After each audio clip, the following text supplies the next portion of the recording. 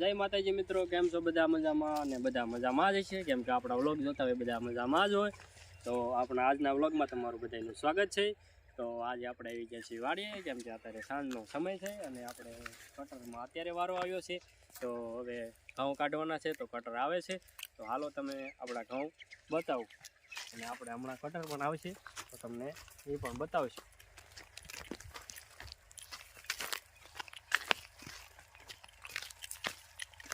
તો આ બાજુ છે આપણા ઘઉં. તો હાલો આપણે ત્યાં જવાનું છે. તો મિત્રો ફાઇનલી આપણા ઘઉં આવી ગયા છે, તમે જોઈ શકો છો. આપણા ઘઉં આપણા પાકી ગયા છે. તો કેટલા થાય છે આપણા ઘઉં તમે કોમેન્ટ કરજો. આપણા લગભગ 1.5 વીઘાના ઘઉં છે, તો કેટલાક ઘઉં થાય છે અને તમારે કેટલા થાય છે એ પણ કોમેન્ટ કરી દેજો. આ છે બધા આપણા ઘઉં. તો ફાઇનલી મિત્રો આપણો કટર હાલ્યો આવે છે. જો તમે થોડીક વારમાં આપણે કટર પહોંચી જાય છે અને આપણા ઘઉં કાઢવાનું શરૂ પણ થઈ જશે.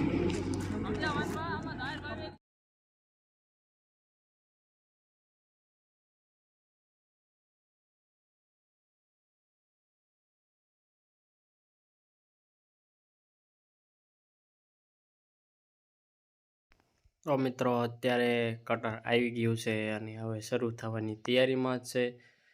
તો હવે ઘડીક વારમાં જ ત્યાં શરૂ થઈ જશે.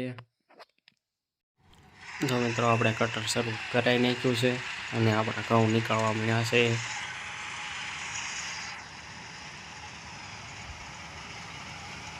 ઘડીક વારમાં જ આપણા ઘઉં નીકળી જાય છે. હમણાં તમે જુઓ, કારણ કે બહુ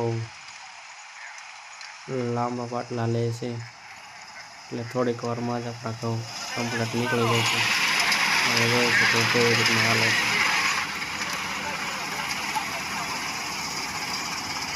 તમે ઘઉં હલરમાં કાઢો કે કટરમાં, કોમેન્ટ કરજો.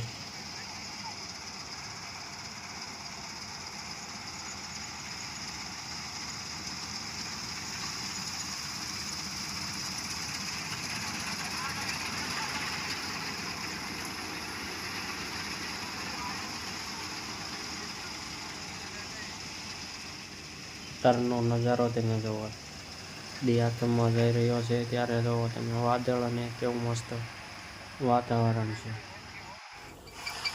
આપણા ઘઉં નીકળે ગયા છે કમ્પ્લેટ અને ટ્રેક્ટરમાં નાખી રહ્યા છે.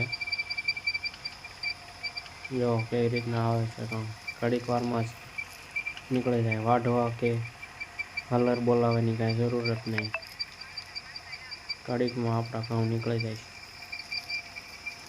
જો આપણા ઘઉં નીકળીને તૈયાર થઈ ગયા છે.